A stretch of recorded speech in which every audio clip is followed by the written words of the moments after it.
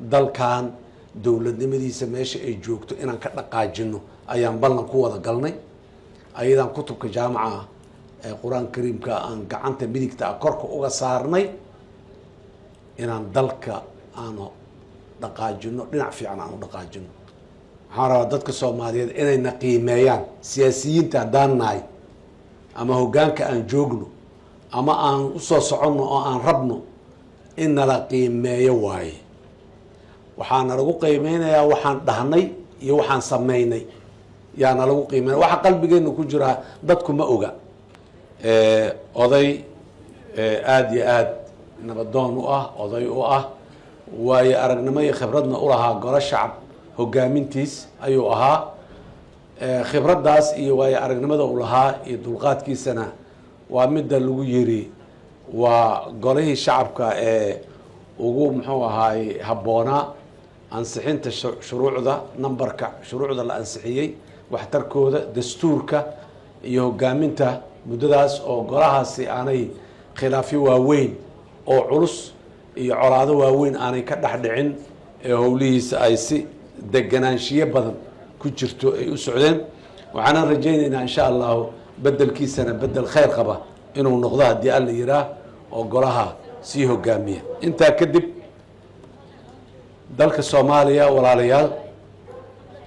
waa wada ognahay dadka meeshaan fadhiya inta badan golihii shacabka iyo aqalka sare ka koobmaan sharci dejinta dalka iyo maxaan ku raada golihii wasiirada intaba xogogaal ayaad u tihiin wadadii dheereed ee la soo maray safarkii la soo galay wadadaas dheer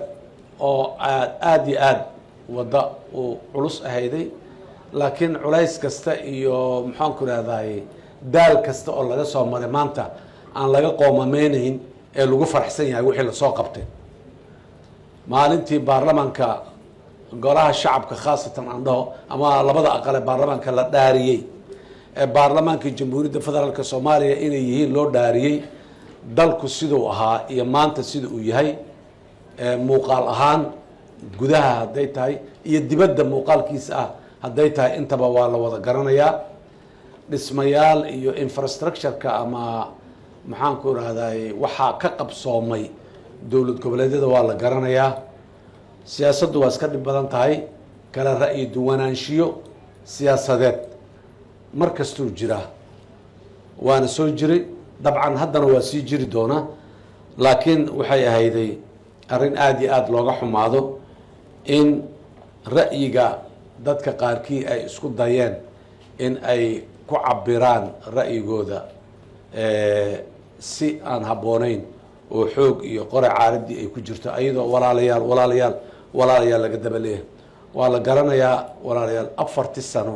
ee la soo dhaafay inta juhdi iyo dadaal ee dawladda federaalka ah iyo hay-adaheeda kala duwanba ku bixiyeen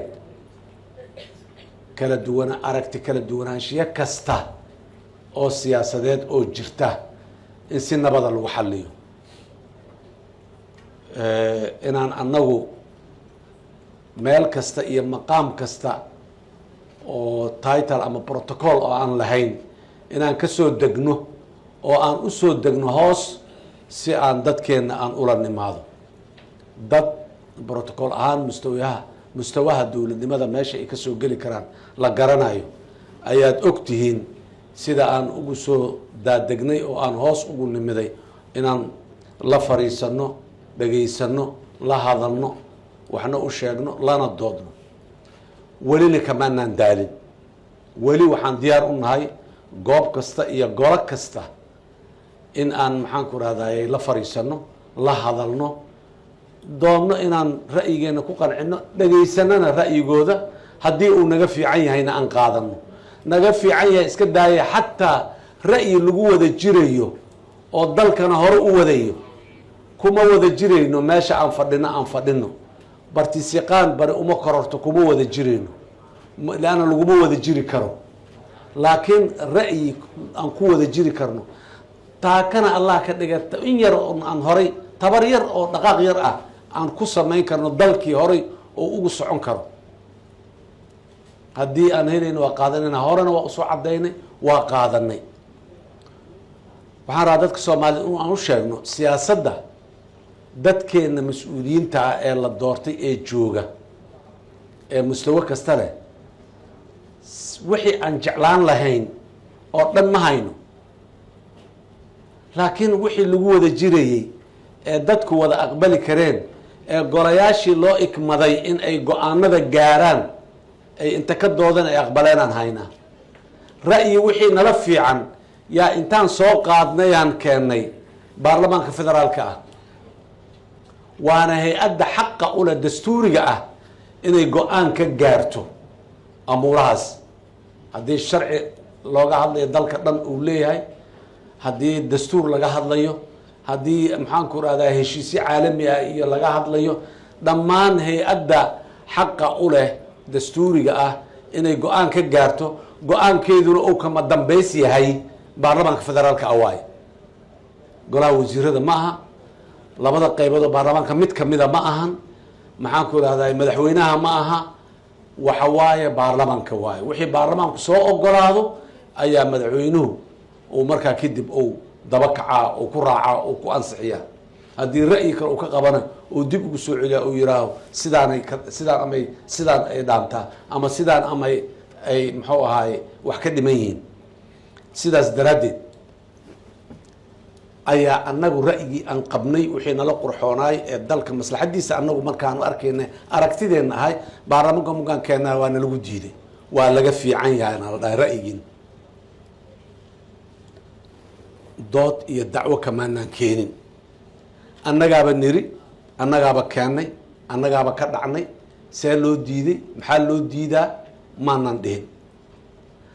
anoo madaxweynaha jamhuuriyadda ah oo xaq u leh inaan dib u celiyo baarlamaanka ra'yigan ha laga fiirsado ciladahan uu leeyahay ama waxaana ka imaan karo ma dhihin waayo aan u dhihi waayo ma xuma ra'yigayga haddii laga duwan yahay ra'yi ka fiican la barbar dhigay inuu fiican yahay waa ku qaadanaya waa qodob in lagu wada jirayo dalkan uu hore u dhaqaajinayana waa ku qaadanaya waa qodob kale labadaas markii laisbarbar dhigay waxyaabo badan oo wixii aan rabnay ama aan soo jeedinay xukuumadda iyo maxaanku raha golaha dowlad goboleedyada isku raaceen ay soo qoreen ay soo saxiixeen ay soo jeediyeen baarlamaanku ra'yi ka duwan markuu qaatay kii baarlamaanka ra'yi noo ah kaasaa qaraar noo ah kaasaan wada raacday kaasaan daba joognaa nasiib daro xubno baarlamaanka ka tirsan oo baarlamaanka ka dooday oo ra'yigoodii dhiibtay oo aan dhihi karo nasiib wanaag baarlamaanku ra'yigoodii qaar kamida wuu qaatay waa lagu raacay koodii oo baarlamaanka qaraaradiisi uu ku darsado qaraar ku gaaray markuu baarlamaanka qaraar gaaray kadib inay inta soo istaageen haddana ay yidhahdeen maya maya maya maya maya maya maya waxaasi sax ma aha waxaa nasiib darro kale ah